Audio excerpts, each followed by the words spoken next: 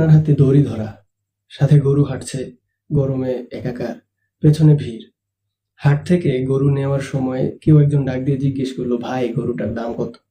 আপনি বললেন, ভাই 1,00,000 টাকা। কুরবানি ঈদে আমরা দেখি কেউ একজন গরু কিনলো, এরপর কুরবানির ঈদে কুরবানি দিয়ে দিল।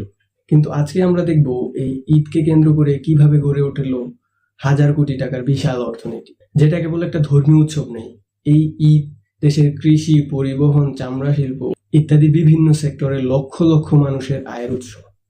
এই ভিডিওতে কুরবানির ঈদ বাংলাদেশের অর্থনীতিতে কিভাবে অবদান রাখে সেটা নিয়ে আলোচনা করব।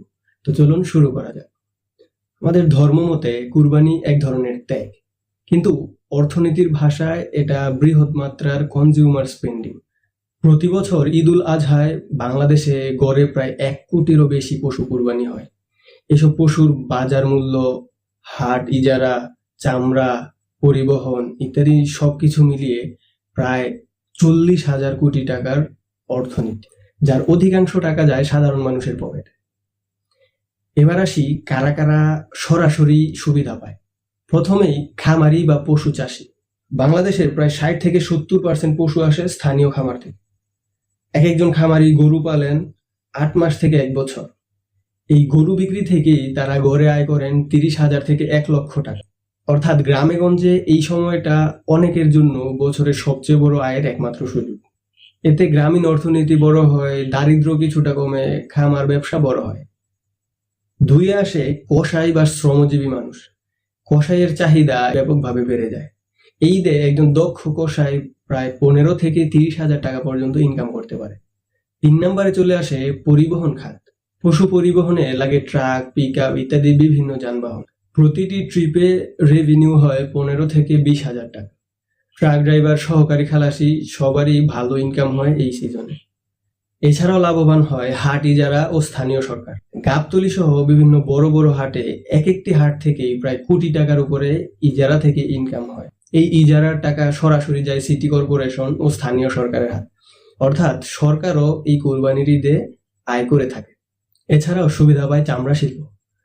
দেশের প্রায় 80% কাঁচা চামড়া যোগান হয় কোরবানির সময়। যদিও মাঝে মাঝে দাম পড়ে যায়, তবে সঠিকভাবে ব্যবস্থাপনা করলে পশুর চামড়া রপ্তানি করে অথবা চামড়াজাত পণ্য রপ্তানি করে বিপুল পরিমাণ বৈদেশিক মুদ্রা অর্জন করা যায় এবং এতে হাজার হাজার মানুষের কর্মসংস্থানও সৃষ্টি হয়। এছাড়াও কুরবানি ঈদের সাথে আরো একটা শিল্প ওতপ্রোতভাবে জড়িত, সেটা হচ্ছে ছুরি, চাপাতি ইত্যাদি বানানো।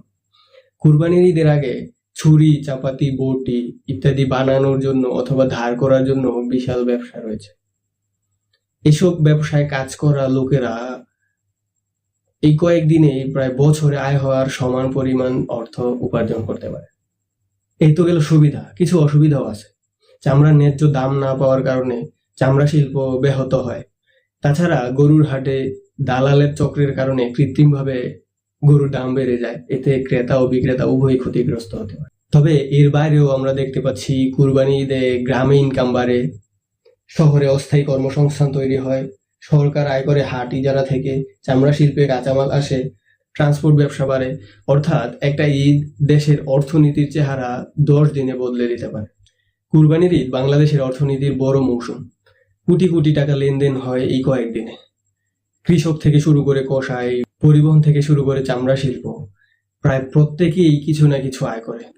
ঈদ উল আজহা কেবলমাত্র একটি ধর্মীয় বিধান নয়, এটি একটি অর্থনৈতিক উৎসব যার সুফল ছড়িয়ে পড়ে দেশের এক প্রান্ত থেকে অন্য প্রান্তে।